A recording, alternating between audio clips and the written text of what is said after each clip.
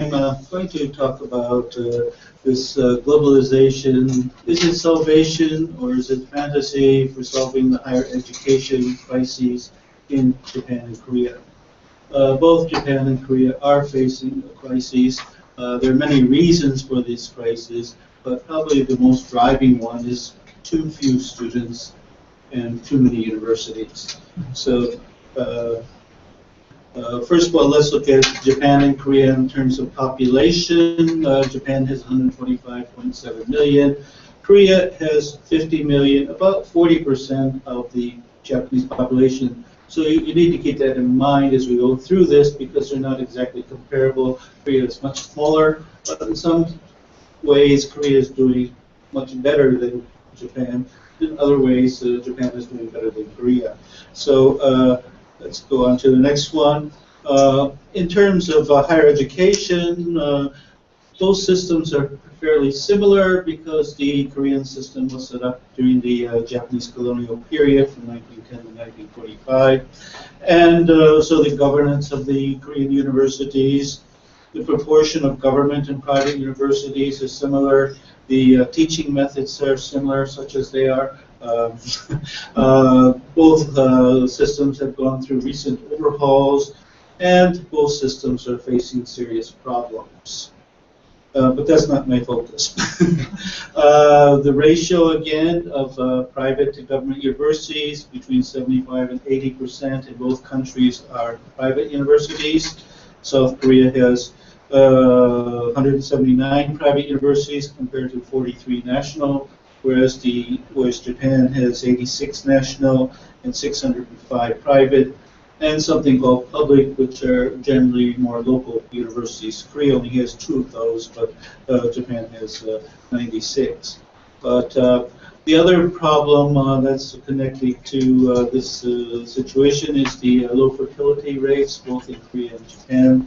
Korea is as low as 1.2, which means the Korean population is quickly getting reduced in terms of the young people. And Japan is not much better at 1.4. It actually has been bumped up a little bit, but it's still not reproducing the population. And both countries are seeing the number of 18-year-olds at least half of what they were 20 years ago. So at the same time, the number of universities is probably quadrupled in that same time period. And they're still opening new universities, even though there are many, many universities, especially in Japan, that are operating on double-digit numbers. There are universities with 4 or 5 buildings and 50 students. How do they stay in business? Mainly because they're family operated and it's a prestigious thing to keep them going. Otherwise, they would probably go bankrupt. So also the fact that these lower population rates, in around 2010, I believe the number of university places exceeded the number of high school qualified graduates in Japan. And in 2 years, that will happen in Korea. The reason it hasn't happened in Korea earlier is because the Koreans have been reducing the number of places available in universities so that they are artificially creating barriers. So they've gone from 84% of students going to university from high school to 74%, but they're still worried about the quality of education with virtually everybody going off to university. So what are the ministries doing? Well, the Korean ministry has already announced that it would like to close 15% of the national universities, the bottom tier. And they would like to close 43 private universities. Whether they will actually do this, that's yet to be seen, but that's what they have announced. Japan has made no plans to close any universities.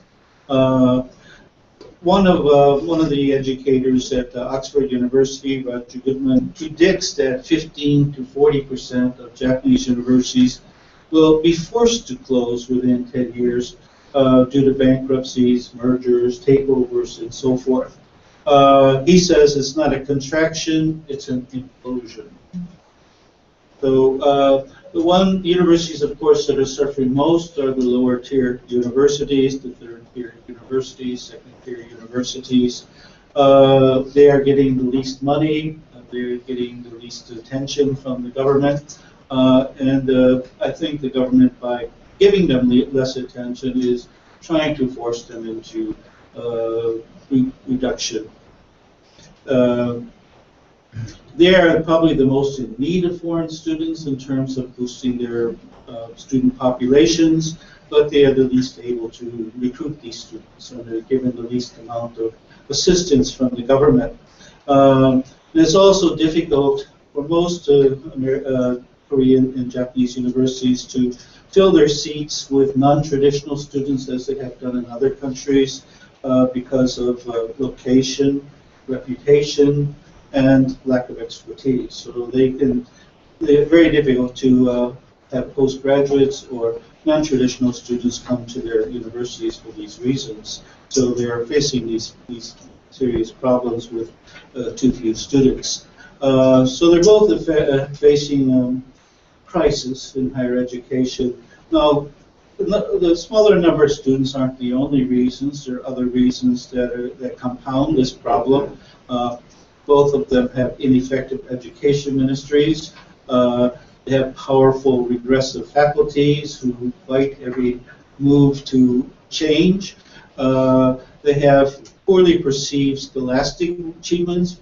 Other countries don't view the scholastic achievements of their students very highly, particularly more Japanese students than Korean students. And there's a low international esteem for the quality of education in the currently existing universities, particularly more in Japan than in Korea.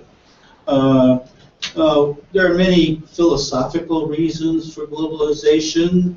But probably the two most practical reasons are, one, the need for more students, financial, or two, the need to improve the university's ranking and prestige.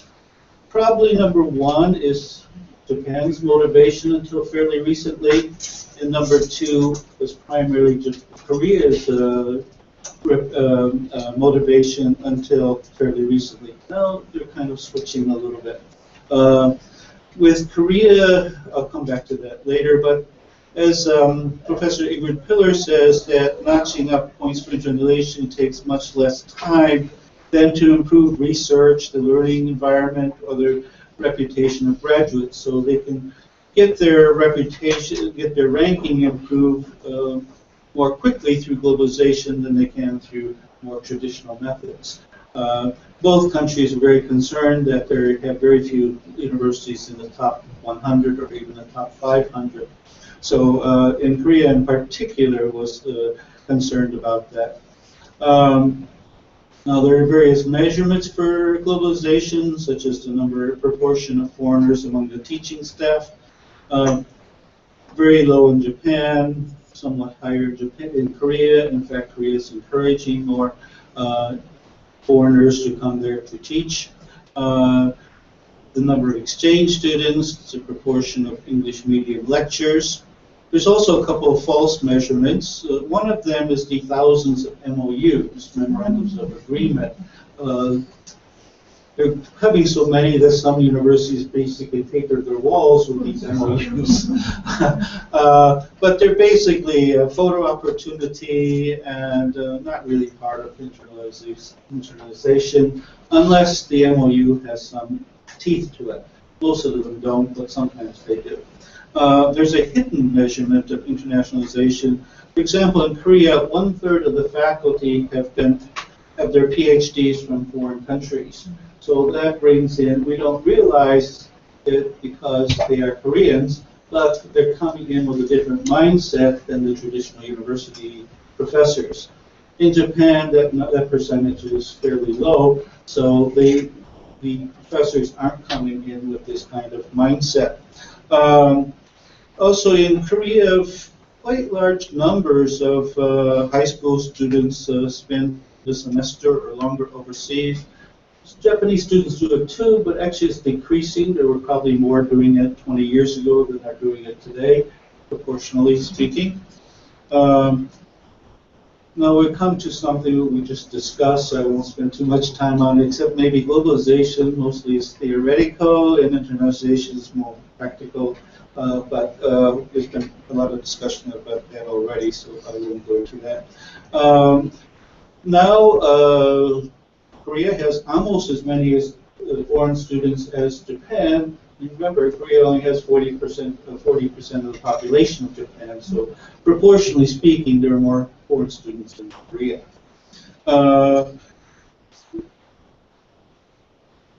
Yeah, it's also interesting that in the 1980s, Prime Minister Nakasone recommended that they recruit 100,000 foreign students. It took 20 years before they finally realized this. Korea made that decision a few years ago, and it only took 6 years for them to get up to 100,000. Of course, in both cases, most of those foreign students were from China. Okay, so English studies, of course, always figures into globalization. In this case, in terms of education, Korean students start to study English in the 3rd grade. Japanese students now start to study in the 6th grade. In Korea, English classes and tests take up almost 2% of the GDP, much less in Japan. There's also something called the English epidemic in South Korea. There are a growing number of English-only universities. The whole university teaches all of its courses in English.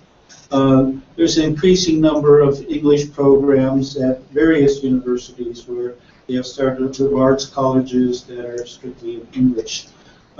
In some universities, and there's a growing number, there are English zones where only English can be spoken. There are even whole towns in Korea where you're only allowed to speak English. There's also something called the goose families. These are migratory families who go overseas so that their children can get an English education pre-tertiary. So there are something like 200,000 of these young people who are being educated abroad, generally moving with their mothers while the father stays in Korea and financially supports the family. As you probably heard in other seminars, there's a major trend of English as a medium of instruction, EMI. Some people look at this negatively and they call it the Englishization of education or linguistic imperialism. But be that as it may, it is still a trend that's going on in these two countries. The two leading science universities in South Korea conduct all their classes in English. That includes KAIST, the Korean Advanced Institute of Science and Technology, and Pohang University of Science and Technology. They are the top two science universities. The third top one is the SNU, Seoul National University. Korea University now has 2/3 of its classes taught in English. If we want to compare Korea University to a Japanese university, it would be Waseda or Keio. Yonsei is the other one. Which one is connected to which one, I'm not sure, but they're about that level. So Yonsei, Eiwa, Korea University, all of them have 4-year liberal arts colleges taught exclusively in English. In Japan, there are very few all-English universities. Temple and us, for example, as American branch campuses. There are some older schools that are all-English, but there isn't a growing number of them. All-English programs, they are indeed growing. Waseda was one of the pioneers of this to start an all-English program, and now there are more and more coming up. I saw in one session something like 222 sessions. But some of these, they start off as all English, but they fall apart because the students just don't have the English ability. And in some of them, they expected large numbers of international students, but they weren't able to recruit them. So they have basically all Japanese students with little motivation to learn English. So what has happened is they revert to Japanese. In some schools, they have allowed the professor to decide which language they want, so that foreign professors choose English and the Japanese professors prefer to stick to Japanese. In Japan, I think you probably all talked about Global 30 already. The interesting thing is that it was restricted to 30 universities and ended up with only 13, and all of them very prestigious universities that did not have much need for more money. Some people think there was an insidious meaning because they had to be large universities, therefore the foreigners could be absorbed without inflicting any harm on the Japanese students who are there. So, and they could be isolated from the Japanese students. So it's not true globalization. It's more than the second one. They need the bodies and the seats in the classrooms. So there's now a new movement called Campus Asia. This is a regional-based movement, and this is consists of China, South Korea, and Japan, trying to move their students around in ways that are beneficial to each of those countries. Korea had a program called Brain Korea 21. Its first phase, which was in 2000-2006, had more to do with rankings than to get more international students. They wanted to increase they made big efforts to increase the number of refereed articles that were published by Korean scientists or other Korean professors. They made it obligatory that in order to stay employed, professors have to have a certain number of articles published in these refereed journals, and it created great tension and it created problems. I mean, for example, you probably have heard of Professor Huang, who fabricated research on stem cells and was considered a great savior of mankind. I was at Seoul National University when they made the announcement, and all of Korea came to a standstill for this university press conference. Even the trains, even on the trains, they put television sets so people could watch this press conference from Seoul National University. And of course, the whole nation was devastated when Seoul National University declared that virtually all of them, I think 11 of 13 strings that he had created, were false. So the whole country went into a period of national shame, because before that they were all thinking they were going to have their first Nobel Prize winner, and instead they have shame. So that was the first stage. The second stage is more effective on enhancing the research at Korean universities, putting more money into research facilities, sending researchers. Well, the first stage also sent a lot of Korean graduate students to foreign countries to study. They also sent a lot of professors to go for research projects on short-term stays, and spent a lot of money, about more than $1.5 billion on the first phase. In the second phase, they were specializing again in improving the facilities. And now they started a new project called WorldClass University, which is about $600 million. And that is focusing on bringing top-name faculty to Korea. They particularly are focusing on Nobel laureates. Some of them get as much as $3 or $4 million to come to Korea for a year. Some years ago, they appointed the first foreign president of KAIST, who was a Nobel laureate from Berkeley, but he didn't last too long for various reasons. And, so they're also creating something called a knowledge hub. In Incheon, there's a free economic zone being built for foreign universities to come, branch campuses. Japan, at best, tolerates branch campuses. At one point, there were more than 40 branch campuses in Japan, and in the late 1980s, early 1990s, they're all gone now except for Temple Branch campuses is not something that Japan is looking forward to or encouraging, just tolerating. Korea, on the other hand, is they just signed an agreement with the University of Utah to in February of this year to set up a campus. They also have campuses from SUNY New York, George Mason University, Ghent of Belgium, and University of Illinois is supposed to come in later, as well as St. Petersburg State University from Russia. So this is they have this. They also have another. This is a free economic zone, so the structures and infrastructures and various expenses are met by the Korean government. They also have another smaller center on Jeju, and this is a collection of UK and Canadian schools. This is the Knowledge Hub is a kind of growing phenomenon throughout Asia. Singapore has been trying to recruit different universities to come there. Dubai has the largest hub in the world. It has 27 universities on one campus, one very extended campus. So students can go, just walk down the street and go into the doors of many universities within a few minutes. So these hubs are one way of looking at it. Malaysia is another place where they're building hubs.